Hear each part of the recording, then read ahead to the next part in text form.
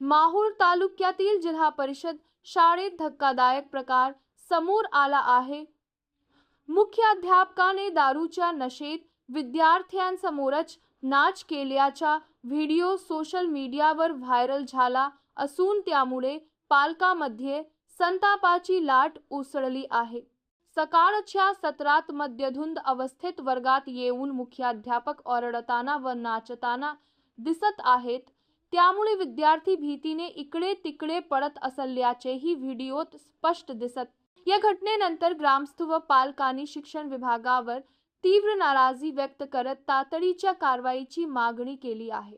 गट शिक्षणाधिकारी संतोष शेटकार यांनी सांगितले की संबंधित मुख्याध्यापकाच्या निलंबनाचा प्रस्ताव वरिष्ठांकडे पाठवण्यात आला असून लवकरच कठोर कारवाई केली जाईल। शिक्षण विभागाने प्रकरणाची चौकशी सुरू केली असून विद्यार्थ्यांच्या सुरक्षिततेला प्राधान्य दिले जाईल असेही त्यांनी स्पष्ट केले। पवन कोंडे